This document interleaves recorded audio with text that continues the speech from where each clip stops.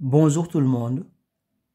Dans cette vidéo, nous allons utiliser deux méthodes différentes pour calculer x.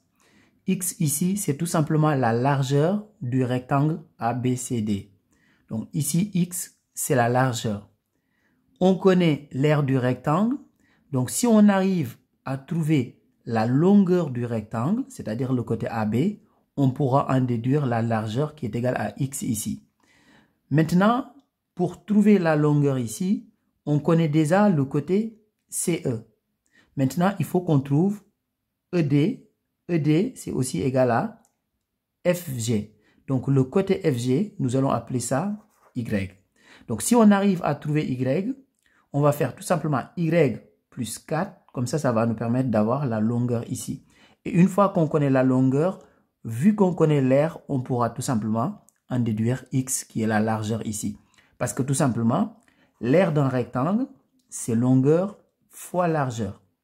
Maintenant, dans un premier temps, je vais utiliser tout simplement le rectangle EFGD. Donc ici, je connais l'aire et je connais ce côté qui est égal à 5 mètres. Donc comment a-t-on obtenu l'aire ici? Les 16 mètres carrés, c'est tout simplement égal à 5 fois Y, c'est-à-dire longueur fois largeur. Donc 5 fois Y.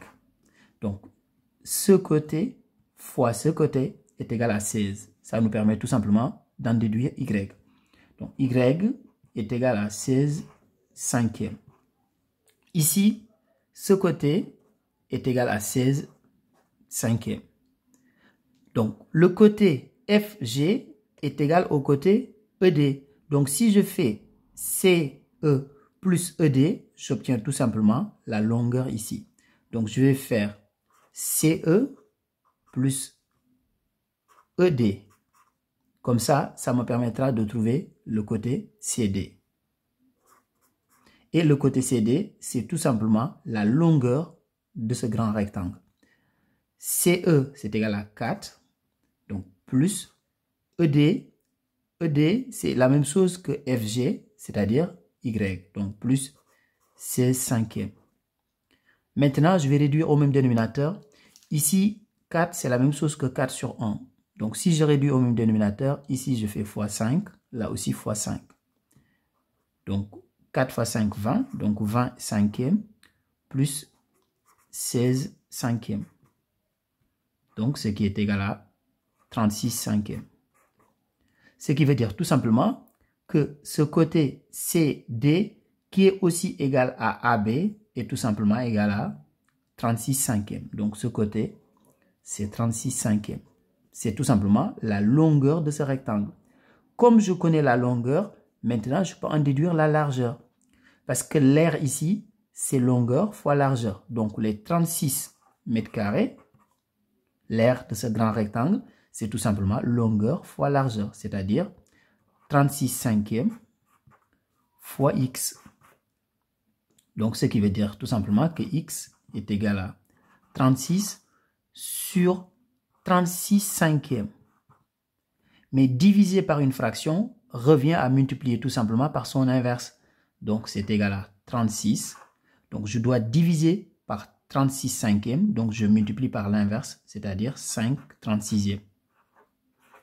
Et là, je peux simplifier par 36 et je trouve que x est tout simplement égal à 5. Donc, x est égal à 5 mètres. Et x, c'est tout simplement la largeur ici. Donc, x égale 5. Maintenant, passons à la deuxième méthode. La deuxième méthode, elle est beaucoup plus simple et beaucoup plus facile. Donc, ici, je vais compléter. Donc, ici, j'ai un autre rectangle. Donc, je peux calculer l'aire de ce rectangle parce que je connais ce côté et je connais ce côté. Parce que ici, c'est 5 mètres. Donc, ça veut dire que ici, c'est aussi 5 mètres. Donc, pour calculer l'aire de ce petit rectangle que je viens d'ajouter, on va faire tout simplement ce côté fois ce côté, c'est-à-dire 5 fois 4. Donc 5 fois 4 est tout simplement égal à 20. Donc ici, l'aire de ce rectangle, c'est 20 mètres carrés. Donc ici, l'aire de ce rectangle, c'est 20 mètres carrés. L'aire de celui-là, c'est 16. Donc si on fait 20 mètres carrés plus 16 mètres carrés, bah, c'est tout simplement égal à 36 mètres carrés. C'est-à-dire l'aire de ce grand rectangle ici. Donc ce rectangle, le grand qu'on a ici maintenant, son aire c'est égal à 36 et l'aire de celui-là aussi c'est égal à 36. Et comme les deux ont la même longueur, parce que ici les deux rectangles partagent le côté CD. Donc les deux ont la même longueur et les aires sont égales. Donc ça veut dire forcément que les largeurs aussi sont égales. Ça veut dire que X est tout simplement égal à 5 mètres. Donc ici, on a X est égal à 5 mètres. Donc cette deuxième méthode, elle est beaucoup plus simple et beaucoup plus rapide parce qu'on utilise simplement le fait que là, ce rectangle, le grand rectangle qui est formé par les deux petits rectangles, a la même aire que le grand rectangle ici sur le côté.